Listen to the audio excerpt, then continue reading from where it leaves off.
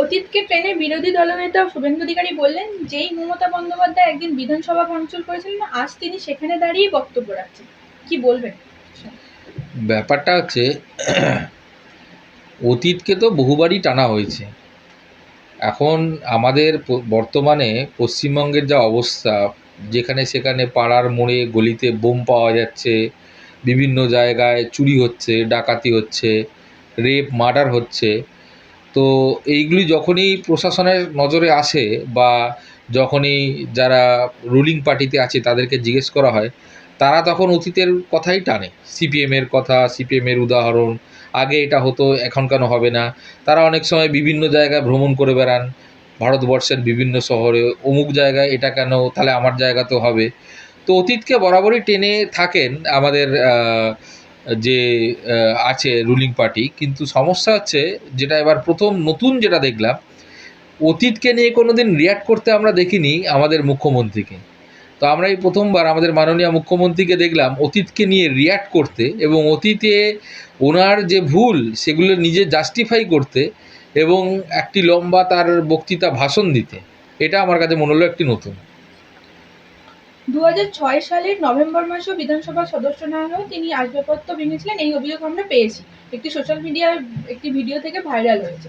সে বিষয়ে কি বলবেন? দেখুন, ব্যাপারটা হচ্ছে মমতা ব্যানার্জি তো এখন মুখ্যমন্ত্রী মাননীয়া, উনি অনেক কিছুই করেছেন। এখন উনি অনেক কিছু ভুলেও যান, ঠিক আছে? রাইটার্স বিল্ডিং থেকে নিয়ে চলে গেলেন সমস্ত মহাকরণকে নবান্নে।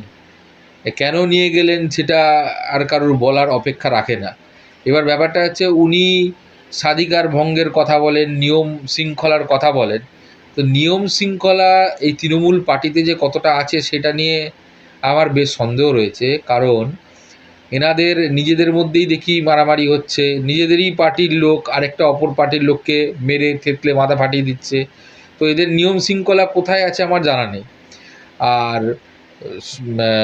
অ্যাসেম্বলির ভেতরে যে মিনিমাম ভদ্রতা যেটা থাকা উচিত, যে কোনো শিক্ষিত মানুষের থাকা উচিত একটি গণতান্ত্রিক সমাজে, যেখান থেকে আইন প্রণয়ন হচ্ছে, একটা লেজিসলেটিভ অ্যাসেম্বলি, সেইটুকুনি তো আমি জানি না। মানে এই মাননীয় মন্ত্রীরা বা মাননীয় মন্ত্রীরা এরা জানেন কি জানেন না।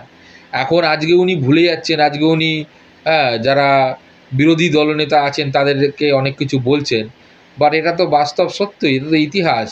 2005 সালে যখন উনি নিজে কাগজ ছুঁড়েছিলেন, শাল ছুঁড়েছিলেন স্পিকারের কাছে, তো এগুলো তো বাস্তব ঘটনা। তখন সেটি কি মানে নর্মাল ছিল, আর এখন কি সেটা অ্যাবনর্মাল? আমি এটাই বুঝতে পারছি না। প্লাস একাধিক সময় চেয়ার ভাঙাভাঙি হয়েছিল 2006-এ। আমি দেখলাম, আমি শুনলাম ওনার বক্তব্য। উনি বলছেন যে না, আমি কোথাও কিছু ভাঙচুর করিনি, আমি চেয়ার ভাঙিনি, আমার হাতে সংবিধান ছিল। আরে আপনি চেয়ার কেন ভাঙতে যাবেন? তাহলে তো আর এই যে বিভিন্ন অ্যাক্টে আমাদের আইনে যে বিভিন্ন ধারা আছে সেখানে তো সবসময় ক্রাইম করলেই ক্রিমিনাল হয় না। যে ক্রাইম, সেই ক্রাইমটাকে তো কেউ সাপোর্টও যদি করে তাহলেও সে ক্রিমিনাল। তা আপনি তো উস্কানি দিয়েছেন, আপনার উস্কানিমূলক কথাবার্তা আমি ঢুকতে পারছি না। যে আপনি একটা সংসদের ভেতরে দাঁড়িয়ে সংবিধান নিয়ে লাফালাফি করছেন, ওখানে বলছেন আমি পারবো না, আমাকে ঢুকতে দিল না, এই করলো না সেই করলো না বলে আপনি প্রভোকেট করলেন। আপনি হচ্ছেন গার্জেন, আর আপনার গার্জেনশিপের আন্ডারে আপনারই পার্টির লোক তারা একদম মানে চোখ বন্ধ করে পাবলিক প্রপার্টি ভাঙচুর করলো। আপনি সংসদের ভেতরে যে চেয়ারগুলো ভাঙলেন, আপনার কোন স্পর্ধায় আপনার পার্টির লোক চেয়ারগুলো ভাঙলো? আপনার কি পার্টির লোকের নিজের পকেটের পয়সায় ওই চেয়ার টেবিল কেনা? এই গরিব লোকটা যে রিক্সা টানছে, আপনি যার থেকে রোড ট্যাক্স নিচ্ছেন, যার থেকে আপনি বিল্ডিং ট্যাক্স নিচ্ছেন, যার থেকে আপনি মানে যে রাস্তার যে লোকটা যে একটা ঝালমুড়ি খাচ্ছে সে যে ট্যাক্স দিচ্ছে, সেই ট্যাক্সের টাকায় আজকে আম জনতার ট্যাক্সের টাকায় সমস্ত কিছু সরকারি জিনিসপত্র আসবাবপত্র কেনা হয়। আর আপনাদের যখন মনে হচ্ছে, যখন খুশি আপনি আসবাবপত্র ভেঙে দিচ্ছেন, ট্রেন ধর্মঘট করে দিচ্ছেন, ট্রেনের লাইনে ভেঙে বসে লাইন ভেঙে দিচ্ছেন, আর তারপরে বলছেন যে আমরা গণ আন্দোলন করেছিলাম। আপনার যদি অতই আন্দোলন করার শখ ছিল, আপনি তো প্রাইভেট প্রপার্টি ডিস্ট্রয় করতে পারতেন। আপনি পাবলিক প্রপার্টি কেন ডিস্ট্রয় করছেন? পাবলিকের প্রপার্টি ডিস্ট্রয় করছেন, পাবলিকের পকেট থেকে সেই প্রপার্টি কেনা হচ্ছে, আর তারপর বলছেন যে আমি পাবলিকের সাথে আছি। আপনি ওখানে দাঁড়িয়ে সেদিনকে প্রভোকেট করেছিলেন।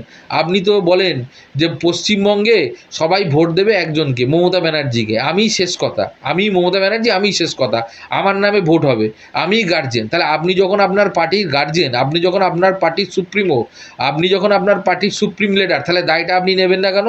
আপনার পার্টির যদি কোনো লোক অন্যায় করে, আপনার পার্টির 10টা লোক ওখানে দাঁড়িয়ে চেয়ার টেবিল, মানে বর্বরোচিত একদম ব্যবহার, দাঁড়িয়ে ওখানে চেয়ার টেবিল ভাঙছে, আর আপনি দাঁড়িয়ে দাঁড়িয়ে দেখবেন? আপনি কিছু বলবেন না? আর শাল ছুড়ে দিল, তখন তার জাস্টিফিকেশান উনি কী দিচ্ছেন?